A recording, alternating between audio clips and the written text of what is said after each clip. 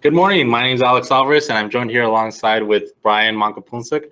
We're both application engineers here at KETIV. Our main role is to provide support for anything Fusion 360 related. So any questions, comments, or concerns that you have on the software, they do get directed to us.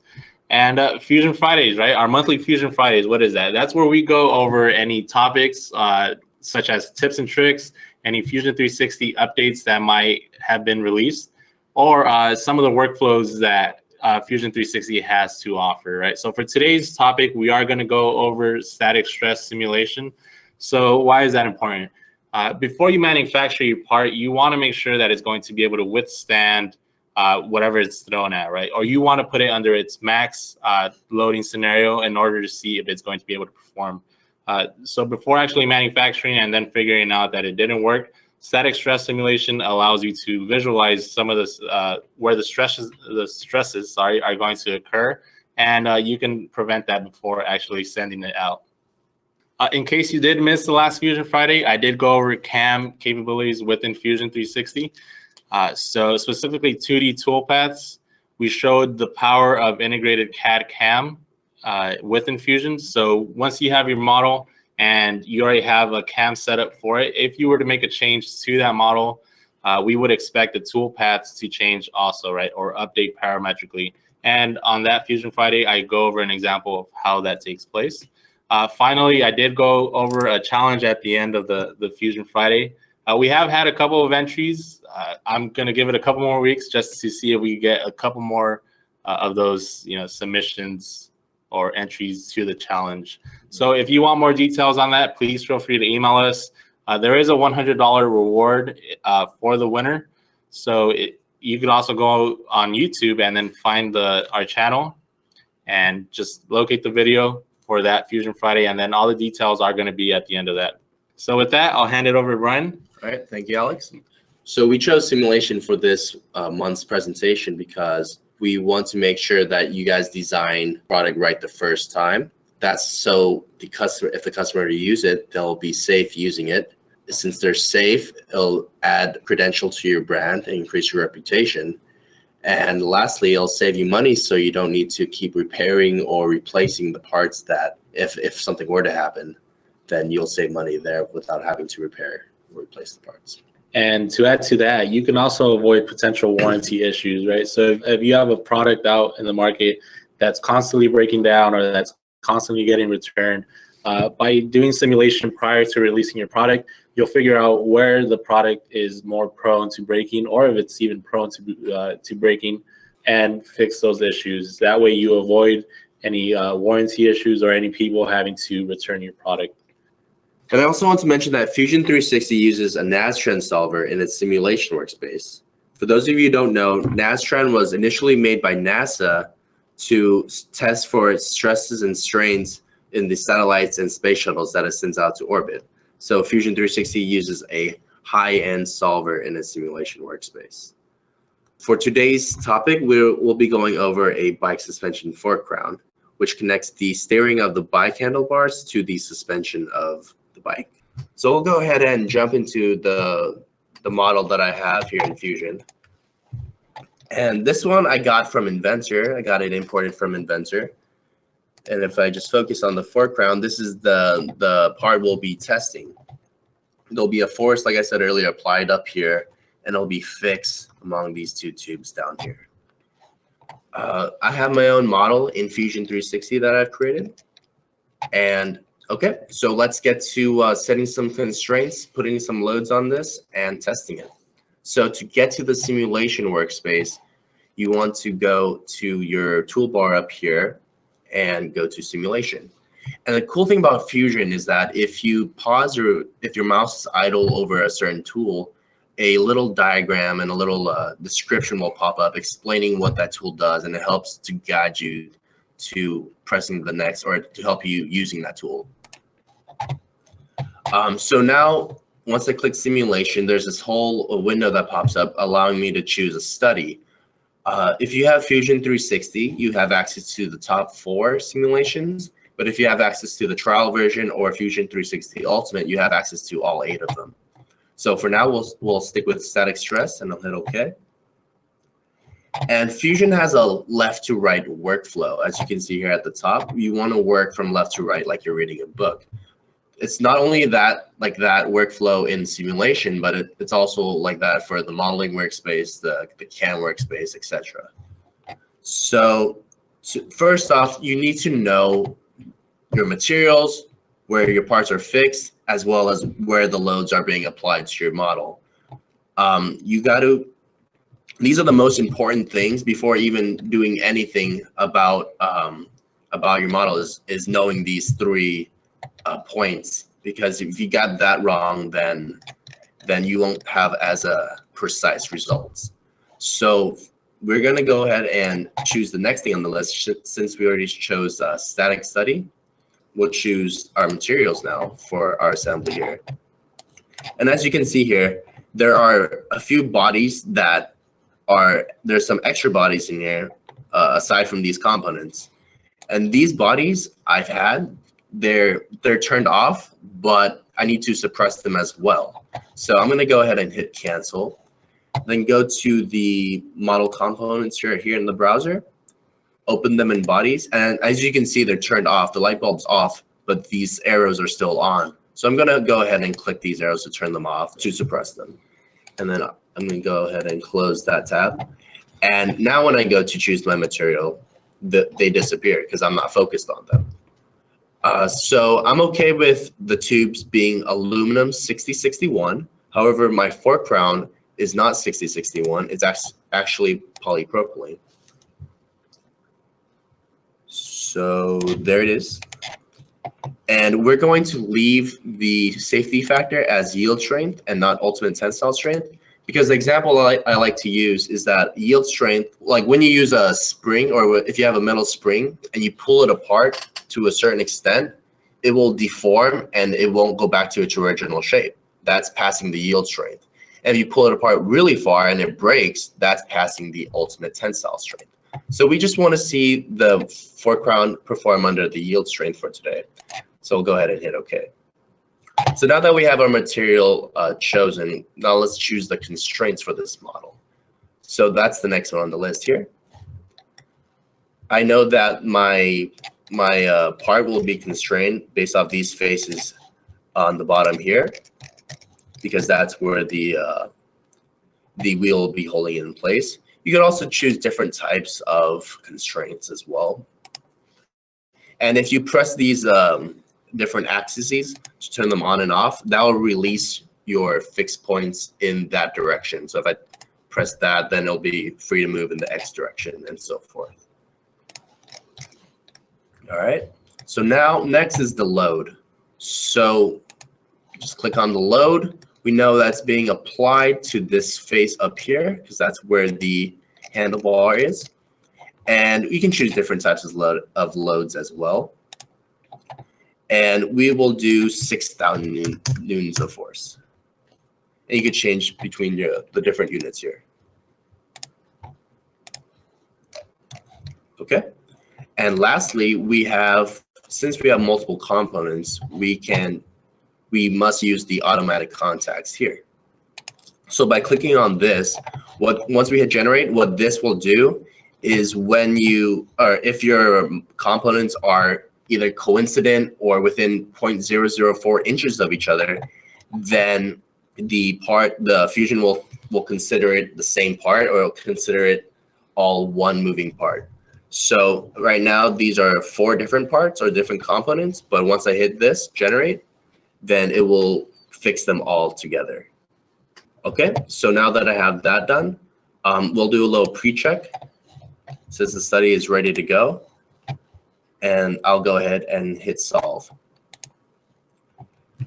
Now the difference between solving it on the cloud and solving it locally. So if you have like an hour-long simulation, if it's a very big simulation, then you're going to want to do it on the cloud because it'll take, like, if you're working, or if you do it locally, you're not able to access it while it's solving. But if it's on the cloud, you can be working on other things on your laptop or working on Fusion 360 while it's solving. And the benefits of that, the power of that is, like, if your boss is paying you to work and you just hit solve and you're sitting there and the simulation's running and you're not working. You're either grabbing coffee or grabbing some food somewhere. But if you do it on the cloud, which if I click it here, you can see that it costs 5 cloud credits. Then you can just push it to the side. You can solve multiple simulations at the same time as well. But since we have a small simulation here, we can do it locally. Also, I forgot to mention when we run or when I clicked the check mark here, it was an exclamation mark before, but that it showed the exclamation mark because the diameter of the tubing was the same diameter as the inner side of the fork ground, and that's why it had the exclamation mark. And the way we can check that is if we go back to the model workspace. Let me put this on hold for a second. So if we go back to the inspect and go to interference, if I check for the interference of my model, then it doesn't show any interference. But if I click include coincident faces and compute it, you can see where I was talking about, where these diameters are the same. It was just Fusion was just warning me that, do you want it to have it coincident like this? But in that case, I wanted it to. So, okay, going back to that simulation that was, and you can see how easy it was to navigate, excuse me, to navigate from the simulation workspace to the model workspace. So now you can see that this legend bar pops up, the whole model changed colors in respect to the safety of factor, the different stresses, or even the displacement of the model. You can have different surface probes on this model, seeing if you want to see the displacement at that on this surface or on this surface. You can also run a simulation or an animation of the simulation, and you can record it as well as an MP4. As you can see there, it's simulating it. Now in the blink of an eye, there's a MP4 for you. What if you wanted to create a report, Brian, for one of your colleagues? Oh, yeah. So if you want to send it out to someone who doesn't have Fusion or they want to see it on a piece of paper or something, you can go to results, go to report, and we'll do a little preview of this, and it'll open up in a browser all the fixed points and the forces that you applied to it and the results of it as well, and even it gives you a diagram. So yeah, that's pretty useful.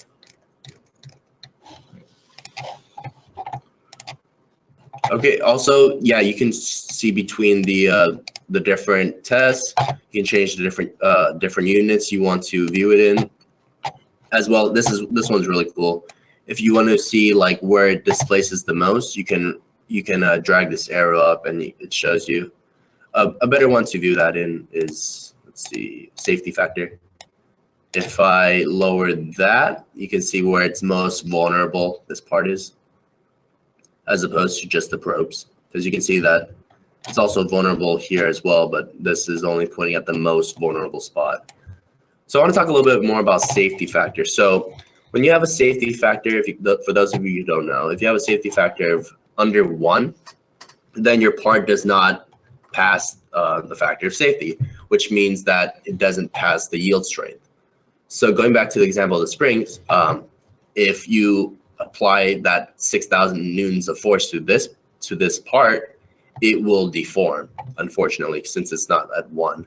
So we're going to go ahead and go back to the model workspace, fix the thickness of this part, and then see the factor of safety hopefully increase. So just by hopping to the model workspace here in the toolbar, I'm going to change the diameter of that circumference, or of that circle, and that the wall thickness. So I want to show you guys a quick, this is apart from simulation, but I want to show you guys a quick tip of how to do that easily.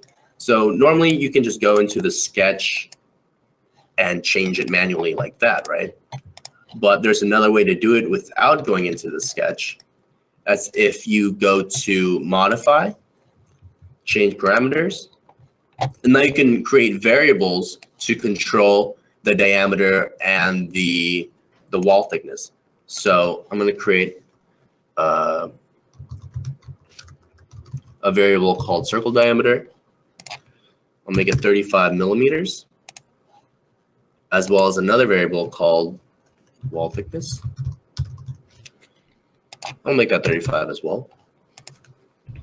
And if I check the star here, it can, if I have a bunch of parameters, I can check this as a favorite, so it'll be easier to have access to.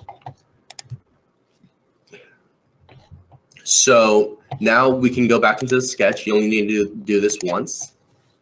And if I enter that variable that I created,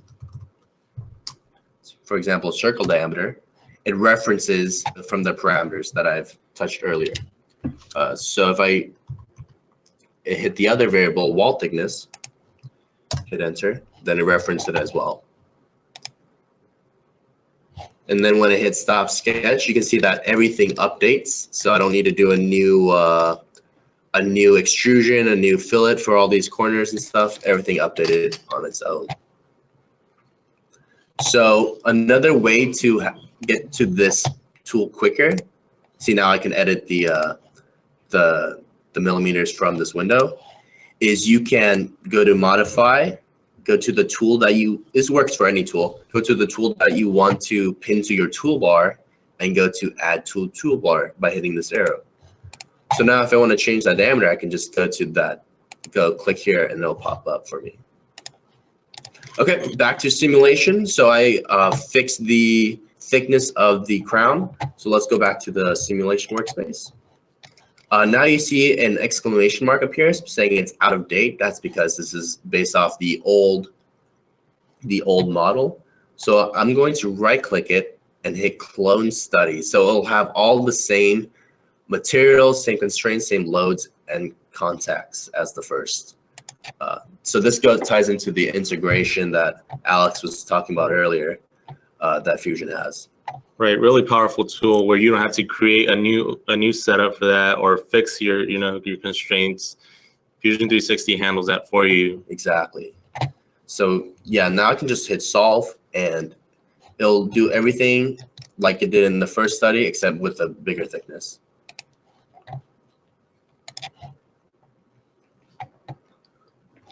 So yeah, if you guys have any questions in the meantime, this should take about 20 seconds. You can also replace study 1 with just by rerunning it again, but I decided to create study 2 so we can compare and contrast the two. So now that's done, you can see that now it does pass the factor of safety, as well as it updates the other tests as well.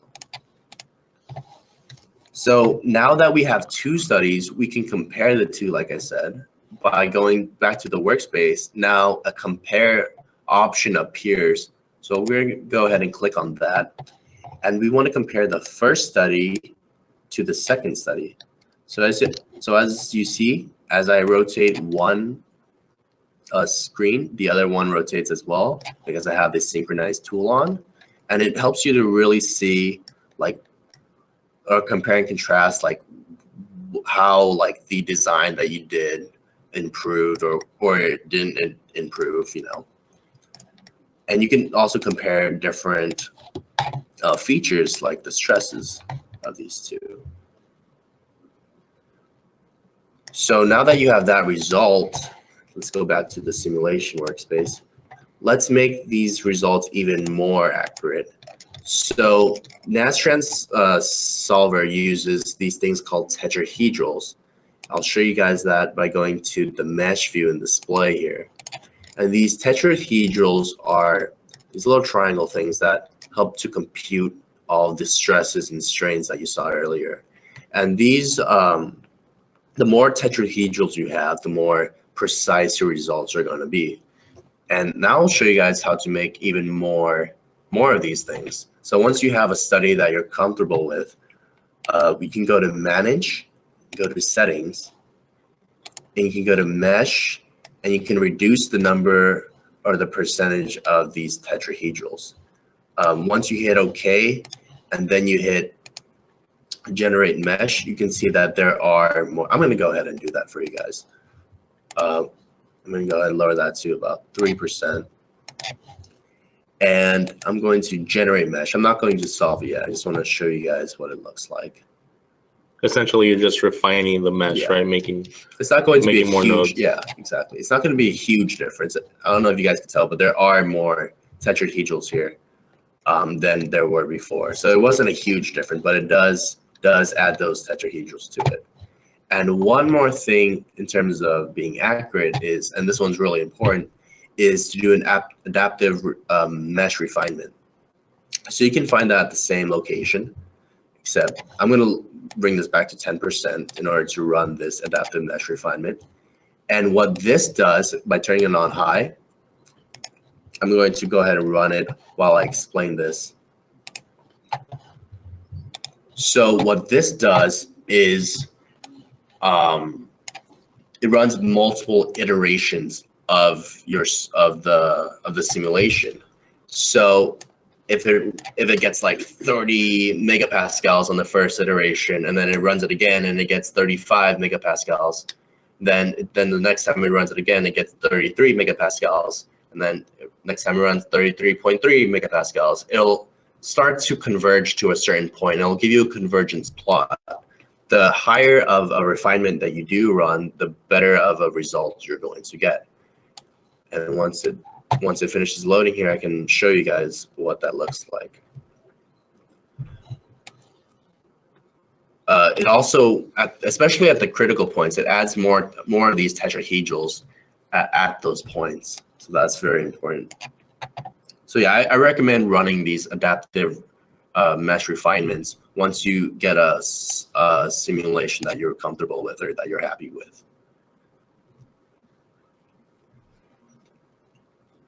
Now this does take longer to run than just running it without adaptive mesh refinement. That's why I mentioned to make sure you're happy with your results. As you see, the safety factor did go under 1 this time, so keep that in mind that maybe you do need to over-design your part just a little bit more. So then when you do run the adaptive mesh refinement, you'll get a factor of safety. So now this conversion plot pops up.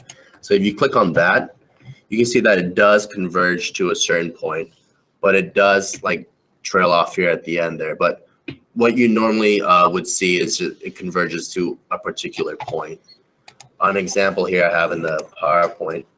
This is what it looks like normally, is where it converges to a particular point at around 125 megapascals.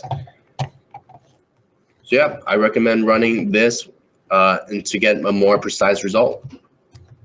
With that being said, that concludes it for the content of the presentation. Now let's go over what we talked about today.